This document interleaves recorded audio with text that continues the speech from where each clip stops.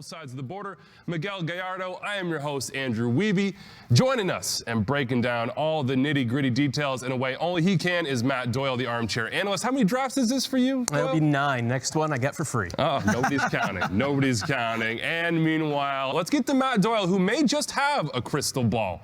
Doyle, where's the strength in this particular super draft? Yeah, it's center forward, it's center back, and it's winger. Those are the 3 positions to really focus on. One thing I want to focus on, I'm going to stick up for Sasha. He did win the 2015 Supporter Shield with the Red Bulls. I got your one back, trophy. Sasha. So, no, what's exciting about this draft, as Devin said, it's the draft and stash era with the younger kids coming in.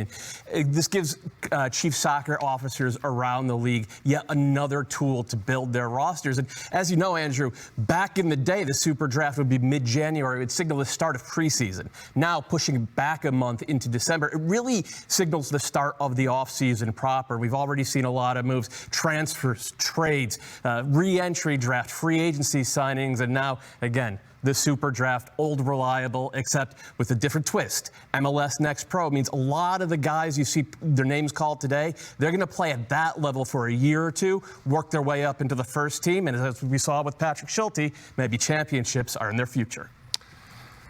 Schulte's got a star. Matt Doyle, let's get your big board going here. Speaking of crystal balls, help us out. Where might Matt Bell stand, and who's your top prospect? Yeah, I got him in the top 10 for sure. He is one of those wingers I talked about, though. As you mentioned, he's a guy who could maybe end up moving back during his career playing in central midfield a little bit if he can get the defensive part of the game down. That is a big question with Matt Bell. The top prospect I have, one of the generation Adidas kids, as always, Stephen Anor from the University of Virginia. He's a freshman. He's a center forward from Ghana. Really well-trod path now into MLS. But it's not the type of draft where there's a consensus, no doubt about it, number one. Not like it was 8 years ago when it was Kyle Larin or Andre Blake, both from UConn. I just wanted to mention that. So it's really anybody's guess with Toronto. And I'm telling you, I'm holding up this iPad. I have 29 depth charts on here, and I'm looking at Toronto FC's, and it's need everywhere on the field. So your guess is as good as mine at this point, Andrew. All right, thank you to Matt. We'll get to more in this show as we hit the second segment here. But Doyle, let's go to you. FC Dallas, their offseason so far and what they're trying to build. What do you see this club doing?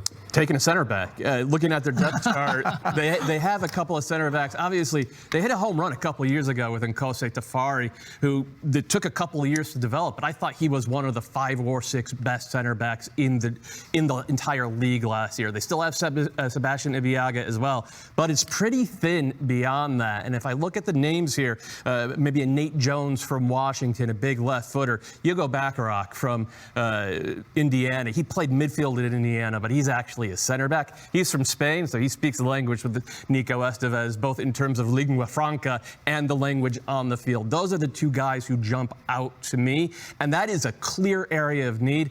And Dallas, they have not been shy about making picks and then developing them. I think that's what's in store for this team.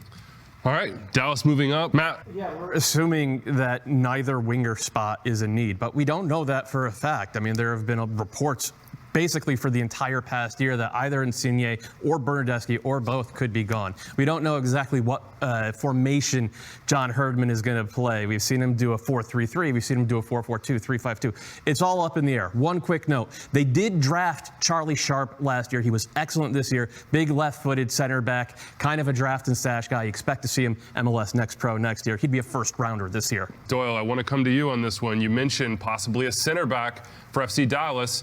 Who are the top center backs available right now? Yeah, trying to guess is the most dangerous game in the MLS SuperDraft. Do it. I had Wayne Frederick. I had him 29th on my big board, so it gives you an idea of what chief soccer officers around the league are seeing. But the guys I mentioned before, Nate Jones from the University of Washington, big left-footed center back, checks all the boxes physically, and of course Washington is center back university. And then Hugo Bacharach from Indiana University, of course one of the great programs in college soccer. soccer, he has an interesting story. He played as a defender at Villarreal in Spain in that academy, came over to play at Fairleigh Dickinson University, was a defender there, then transferred to Indiana for his final season and played mostly as a central midfielder, sometimes box to box, sometimes more of a 6. Now, if I'm just looking at Dallas's roster, they don't have a lot of center backs, and they don't have much in terms of guys who can play as a 6 behind Iermende. So I think that Bacharach fits in terms of that need and in terms of culture, but it's important to remember in the draft, you draft less for fit and more for best talent available. You want to get guys who you can see making the team and contributing. Doesn't matter if it's at a position of need or not. And one more note, guy who was injured last year but who was really turning into a difference maker at the end, Bernard Kamungo, keep an eye on him next year. Now, no crystal ball here, but we know Matt Doyle, as we take a look at Rodolfo Borrell in his very first Super Draft, what is the new chief soccer officer in Austin building?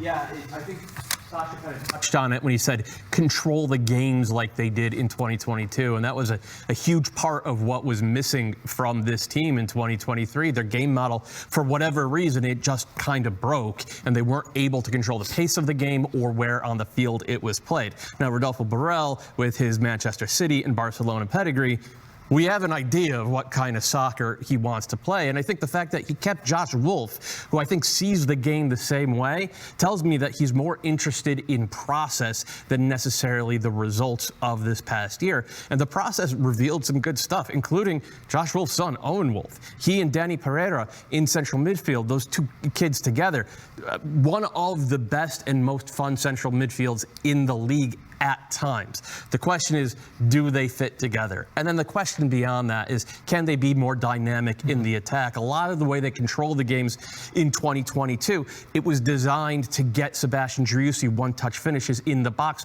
off of service from those wingers. Well, the wingers in 2023, when they would get them in isolation, couldn't eliminate anybody off the dribble. So there's surgery to be done there. There's surgery to be done maybe at center forward, where as of now, Jossie Zardes is the only man on the depth chart, and they need help all across the back line. The one position where they're good, though, goalkeeper. They hit a home run when they acquired Brad Stuver a couple years ago. Damian Loss in MLS Next Pro was the goalkeeper of the year, so you don't have to worry about that position. Doyle, take us through the state of the roster for the Loons right now. I mean, you nailed it, Weeby. Center back depth. They really only have Tapias and Boxall. They got rid of Bakai Dabase, who was so good before the injury, and Brent Coleman, who had been there for a long time. And then I think both left and right back are up for grabs as well. The two positions where we're pretty sure they're not going to go, they're not going to get a number 10 because they have Abella Reynoso, and they're not going to get a number 9 because they not only have Timu Puki, but they also have Oluwese, who they loaned out to San Antonio last year. He was very good in USL. And then they also have Mender Garcia and Jong as well, the South Korean, who could play up top a little bit. So I do think that they have the pieces that they want in attack. I think it makes more sense for them to look at that back line with this pick. But hey, I've been wrong most of the time so far. So let's see what happens at number 9. Well, that is the way of the Super Draft. Number 9 overall pick. Doyle, what do you got on the impact? Excuse me, SCF Montreal. Well, I mean, talking about going back to Wilfried Nance's style of play, you think 3-5-2 or 3-4-1-2 or 3-4-2-1, whatever it is, the key is that 3 on the back line. And the key for being one of those outside backs in the 3 is the ability to come off that back line and to play forward, either with the ball at your feet or by hitting the types of passes that we saw Malte Amundsen hit in MLS Cup. Now, I don't think Grayson Duty is going to do that right away, but he projects as that type of center back, a guy who maybe is even a little bit more of a fullback than an actual center back, a tweener who is made for this formation. So this is Chief Soccer Officer Olivier Renard really taking the bull by the horns here and saying, we're going to draft for style and fit and for what I want this team to play like. And obviously, they haven't hired a head coach yet, but you can bet that whoever they do hire, it's going to look a lot more like Wilfried Nance in 2022, 2021 than it did look like Hernan Losada last year. Still looking for a manager in Montreal, but we have the first 10 picks of the 2024 MLS SuperDraft presented by Doyle. Let's revisit with you your big board. Who's available? Who might they be looking at? Well, the guy I had number 1 on the big board, Stephen Anor-Jomfi, the center forward from Virginia. He's still out there. He's a Generation Adidas signing. We know that Generation Adidas signings do not hit the cap. So in terms of roster management, that's got to be attractive to Porrig Smith, who I think is making the call on this one, though obviously with some input from Chris Armas. There's also Alec Hughes, big forward from UMass. He puts up numbers. Doesn't look pretty while he's doing it, but gives me an effective soccer player any day. Kevin Bonilla, a right back. I don't think they need help at right back anymore, though, because as much as I like Wayne Frederick in midfield, I think he actually projects better as an outside back in MLS.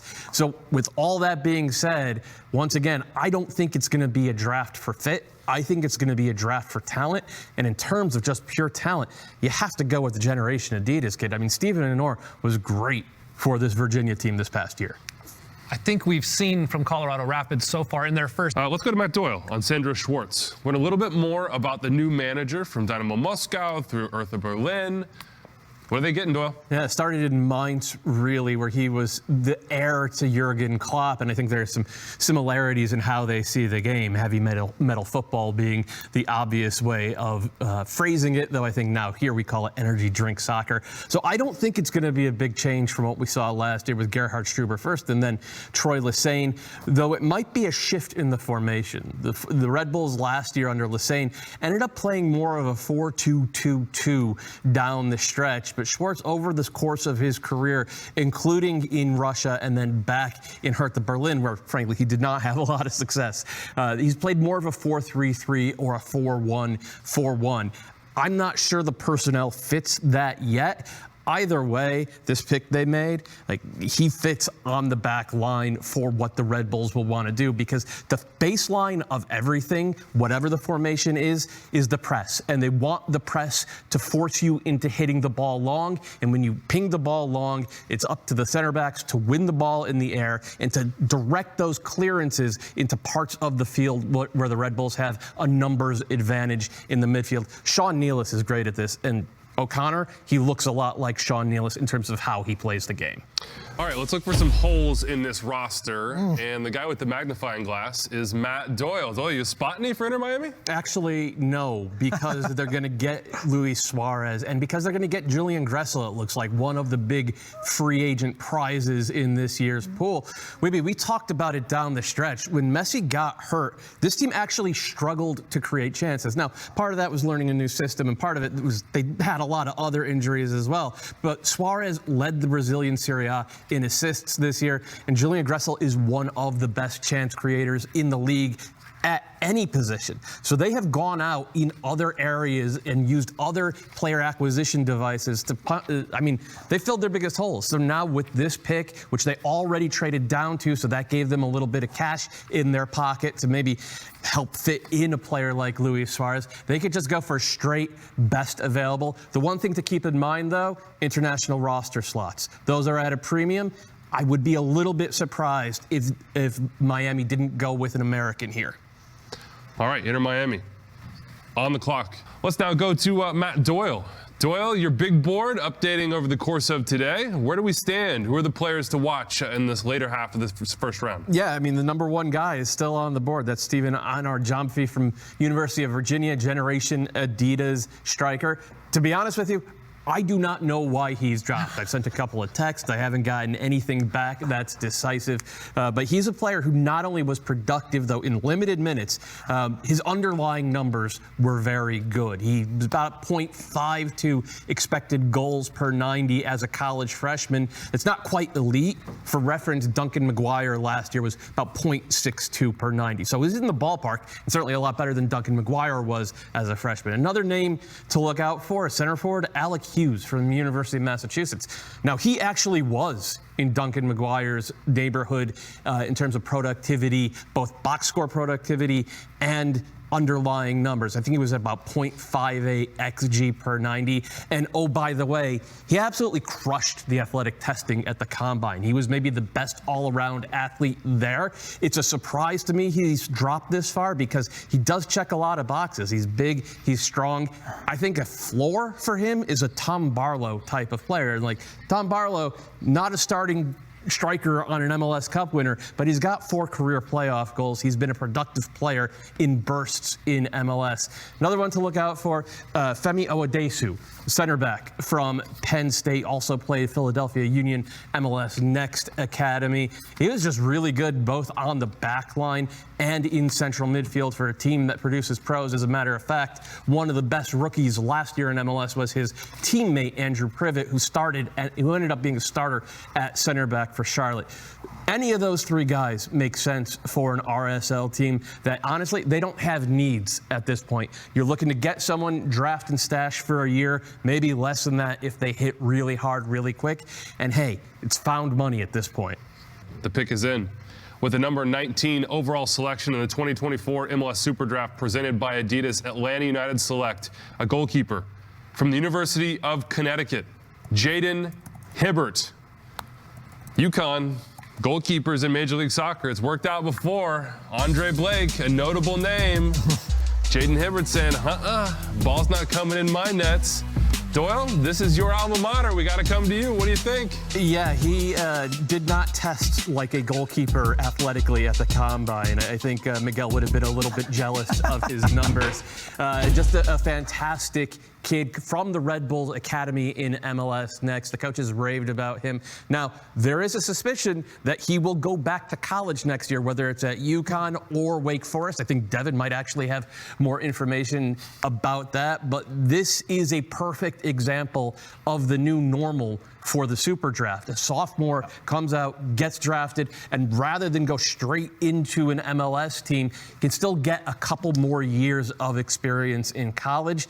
You love to see it, frankly, because I think it's good for the kids, it's good for the college programs, and it's good for the MLS teams. Well, yeah, you listen, you got to think. Doyle, 3 of the top 5 picks now going to the Colorado Rapids, Yeah. but I want to change directions here. Zach Steffen, also rumored to head to the Rapids. What do you make of the Rapids offseason so far? Yeah, I mean, we'll call it a report because it's our good friend Tom Bogert putting that one out on his Twitter feed a while back. Look, when you finish dead last in your conference, second to last overall, everybody's job is up for grabs. Every single person on that roster has to be feeling it. And I think at the end of the season, Cole Bassett, who actually had a pretty decent end of his year, came out and said as much. Whatever happens next year, it can't be like this. And everybody has to understand that and play like it. And I think they did play like it a little bit down the stretch, but it's not enough. And so now Porg Smith is going to go look out overseas for a guy like Zach Steffen, or if he sees value in the draft like he has obviously today, then he's going to try to squeeze that and get blood from a stone there. It's worked for teams in the past. In fact, the team coming up next, unless the pick's already been traded, is Sporting Kansas City. Once upon a time, Peter Vermees built a borderline dynasty through the Super Draft. Now, times have changed, but there is still tons of talent here. We see it every year. And if you get 3 of the top 5 guys on the big board, you're probably putting yourself in good shape going forward. Sporting Kansas City on the clock. Doyle, before we get out on the Super Draft, as we're talking about the MLS Cup champions and a coach that got the most out of every player on his roster, what would it mean to be drafted into an organization led by Wilfried Nancy? Well, it's like being put into the Super Draft with Andrew Wiebe leading the coverage, man. It just makes it so easy that's for the rest of us. You stop it. I mean, I was doing my team needs column before the draft, and I just put for the crew more toys for Wilfried Nancy to play with, because Devin's right. He finds these guys who have talent, and he squeezes more out of them, and he does it in multiple positions across the field. And that could be someone like Darlington Nagbe, who has always been a great MLS player, but becoming an elite reader of the game defensively that allows Aiden Morris then to expand more in terms of what he's doing on the ball. It creates this healthy ecosystem, this dynamic feedback loop where all the players want to push each other to be better and better and better. And it also means you're never thin at any position, because if you're taking a guy with talent and you're giving him into a coach, into a system where they're always going to improve, then you're always going to have answers. And we saw it this year. Left wing back Will Sands he won that job to start the year. tore his ACL, and then Yaya Boa took his chance. Yaya Boa was brought in as a right winger. He ended up finishing the season as a left wing back, scoring that wonderful goal in MLS Cup. That is the Columbus Crew story under Wilfred Nancy, just as much as the greatness of Cucho and Rossi and the rest of that attack is. Crew story is that of champions in 2023. Doyle, what's the steal of the draft? Maybe that GA prospect dropping all the way down to the Dynamo. I mean, you have to give a shout for that one for sure, but I'm going to pick two guys who went in the top 10. Jacob Merle, who went 7th from Georgetown to DC United. Watch this kid play. He's the one who reminded me of Duncan McGuire. It's all one-touch finishes in the box. The thing that he lacks is the bulk that Duncan McGuire has. Merle is 19 years old, and he looks like it. He's the type of guy who I think if you get him into a pro weight room, you get him onto that fitness trend for the next 12 or 24 months, he's going to be a starting caliber center forward in this league. I like the Hugo Bacharach pick even better for Minnesota United because of what it signals to me. I have always wanted Minnesota to play out of the back a little bit more, especially since they got Bebelo Reynoso, because when they keep the ball on the ground, I think he's exponentially more dynamic. And Hugo Bacharach, he is a plug-and-play starting center back in this league, I think. He'll want to play the ball on the ground. He'll be able to play into pockets. And I think anything that you can do to make your number 10 better, who then makes the rest of the team better, I love a pick like that. So that's my number one steal of the draft, for sure. 29 teams getting better today. Congratulations to all 29 players drafted